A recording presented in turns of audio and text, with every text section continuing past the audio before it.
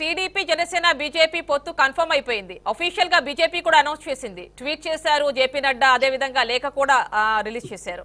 మీరు ఎలా స్పందిస్తారు? మరి రాష్ట్రంలో ఆల్రెడీ ప్రాంతీయ పార్టీలండి బీజేపీ చేతిలో ఉండేటే, బీజేపీ చేతిలో కీలుబొమ్మలు, బీజేపీ చేతిలో కవాలీలు. ఆంధ్రప్రదేశ్ లో బీజేపీ అంటే బి అంటే బాబు, జే అంటే జగన్, పి అంటే పవన్.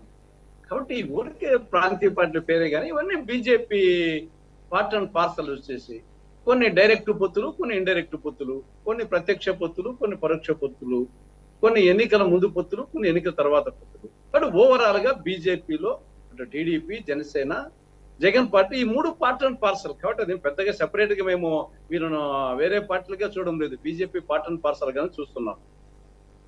ఎందుకంటే గత 10 సంవత్సరాలుగా ఏదో ఒక సంవత్సరం పాటు తప్పన చేసి 2019 ఎన్నికలకు ముందు కొంచెం టీడీపీ దూరమైంది, కానీ అంతకు ముందు 2014 నుంచి అటు అధికారపరంగా టీడీపీ కేంద్రంలో మంత్రివర్గంలో ఉన్నారు, ఇటు రాష్ట్రంలో మంత్రివర్గం ఉన్నారు. వైకాపా వచ్చేసి పరోక్ష సహకారం చేస్తామనేది 2019 నుండి మళ్ళీ అదే విధంగా అన్ని పార్టీలు సిటిజన్స్ అమెండ్మెంట్ యాక్ట్ కానీ, వ్యవసాయ చట్టాల విషయంలో కానీ, రాష్ట్రపతి ఎన్నికలు కానీ, ఉపరాష్ట్రపతి ఎన్నికలు కానీ, మణిపూర్ విషయంలో కానీ, త్రిసభ్యులు కానీ ప్రతి దాంట్లో వచ్చేసి అన్ని పార్టీలు సహకరిస్తున్నాయి మన రాష్ట్రానికి సంబంధించినట్టు.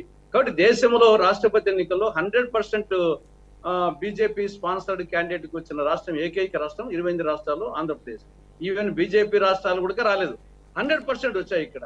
కాబట్టి ఈడ పెద్దగా దాని గురించి ఏదో పొత్తులు ఏదో గతంలో లేనట్టు ఇప్పుడు వచ్చినట్టు పెద్దగా చర్చించుకోవాల్సిన అవసరం లేదు. ఇక్కడ వైసీపీకి ఏం ప్రాబ్లం లేదంటారా ఈ పొత్తు కన్ఫర్మ్ అయిపోవడం వల్ల?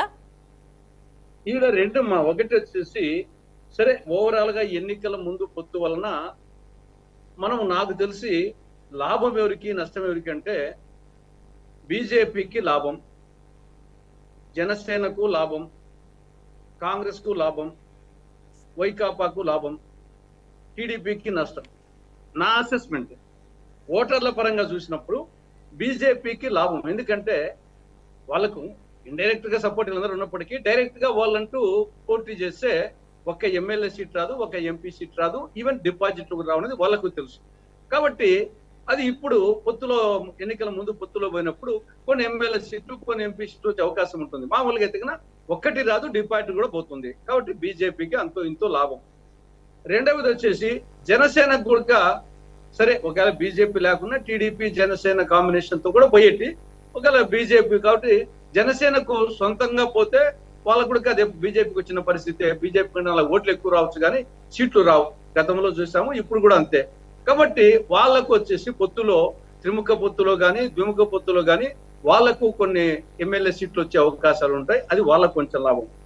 కాంగ్రెస్ కు వచ్చేసి అటు రాష్ట్ర ప్రభుత్వ వ్యతిరేక ఓట్లు, ఇటు కేంద్ర ప్రభుత్వ వ్యతిరేక ఓట్లు, వైకాపా వ్యతిరేక ఓట్లు, అటు బీజేపీ వ్యతిరేక ఓట్లు ఇప్పుడు కాంగ్రెస్ ను వచ్చేసి సెలెక్ట్ చేసుకునే అవకాశం ఉంది ఓటర్స్ కు. ఎందుకంటే ఇటు రాష్ట్ర ప్రభుత్వానికి వ్యతిరేకంగా టీడీపీకి వేస్తామంటే మళ్ళీ బీజేపీ రాష్ట్రానికి నంబర్ 1 ద్రోహి వచ్చేసి ద్రోహం చేసిన పార్టీ బీజేపీతో పొత్తు పెట్టినారు.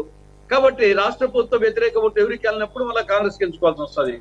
అదేవిధంగా కేంద్ర ప్రభుత్వ వ్యతిరేక ఓట్లు ఎవరు అనుకుంటే మళ్ళీ అగైన్ వచ్చేసేసి కాంగ్రెస్ వస్తుంది, కాంగ్రెస్ కు లాభం.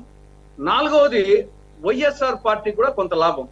వైఎస్ఆర్ పార్టీకి ఎందుకు లాభం అంటే కొంత మైనారిటీ ఓట్లలో అంతకుముందు బీజేపీ పొత్తు లేకుండా ఓన్లీ టీడీపీ జనసేన వరకు అయితే కొంత మైనారిటీ ఓట్లు, ముస్లింల ఓట్లు కానీ, క్రిస్టియన్ ఓట్లు కానీ, ఎస్పెషల్లీ ముస్లింల ఓట్లలో కొంత టీడీపీ జనసేన కాంబినేషన్ కు పడేటి. ఇప్పుడు ఆడ నష్టం జరుగుతుంది. ఓటర్లలో బీజేపీతో పొత్తు కారణంగా మైనారిటీ ఓట్లలో టీడీపీకి నష్టం జరుగుతుంది. అది వాళ్ళ ఓట్లు కొన్ని కాంగ్రెస్ కు, కొన్ని వైకాపాకు పడే అవకాశం ఉంది. కాబట్టి ఆ కోణంలో ఆలోచించినప్పుడు వైకాపాకు కూడా కొంత లాభం. కానీ నష్టం వచ్చేసి ప్రధానంగా ఓటర్ల పరంగా చూస్తే ఎక్కువ నష్టం టీడీపీకి. ఎందుకంటే ఇప్పుడు రాష్ట్ర ప్రభుత్వ వ్యతిరేక ఓటు ఆలోచించాల్సి వస్తుంది, కేంద్ర ప్రభుత్వ వ్యతిరేక ఓటు ఆలోచిస్తుంది, మైనారిటీ ఓట్లలో కూడా వచ్చేసి ఆలోచిస్తారు. కాబట్టి ఎక్కువ నష్టపోయేది టీడీపీనే. మరి ఎందుకు నష్టపోతా ఉండి చేసుకునేదంటే మరి పొత్తు పెట్టుకునేది తెలియదంటే తెలుసు. కారణం వచ్చేసి ఈ పక్క జగన్మోహన్ రెడ్డి దౌర్జన్యాన్ని తట్టుకోవాలంటే కేంద్ర ప్రభుత్వం యొక్క వాళ్ళకు బలం లేనప్పటికీ బీజేపీకి కేంద్ర ప్రభుత్వం యొక్క అవసరం ఉంటుంది, ఎన్నికల కమిషన్ కానీ బలగాలు కానీ అనేది ఒకటి. రెండవది ఆర్థికంగా కొంత ఏమైనా ఆదుకునే అవకాశం ఉంటుంది. రెండవది మూడవది జగన్ మీద ఆల్రెడీ కేసులు ఉన్నాయి కాబట్టి దాన్ని వేగమే చేయొచ్చునేమో ఎన్నికలకు ముందే. ఇటు వివేకానంద రెడ్డి హత్య కేసు కానీ, లేకుంటే ఆయన మీద ఉండే ఆర్థిక సంబంధ కేసులు కానీ, లేదా మద్యం కేసులో కానీ, దీంట్లో కొంత ఆయన వచ్చేసి ఆ విధంగా కేంద్ర ప్రభుత్వం సహకారం ఉంటే చేయొచ్చునేమో అనే యాంగిల్లో టీడీపీ ఆలోచించింది. కానీ ఓటర్ల పరంగా చూస్తే కొంత టీడీపీకి ఎక్కువ నష్టం. మిగతా 4 పార్టీలకు ఏ మేరకు ఏ పార్టీకి అని చెప్పలేం, కానీ బీజేపీకి లాభమే, జనసేనకు లాభమే, కాంగ్రెస్ కు లాభమే, తర్వాత వచ్చేసి వైకాపాకు కొంత మేరకు లాభం. నష్టం వచ్చేసి టీడీపీ అని నా అభిప్రాయం ఓటర్ల పరంగా. సరే, మిగతా కోణంలో ఆలోచించినప్పుడు మరి చెప్పలేం. ప్లస్ మైనస్, మెరిట్స్ డిమెరిట్స్ తీసుకున్నప్పుడు అది మరి పరిణామాలు ఏ విధంగా ఉంటాయో చూడాలి. ఓకేనండి, ఒకసారి వైసీపీ వెంకట సత్యం గారు ఉన్నారు, వారితో మాట్లాడదాం. నమస్తే అండి.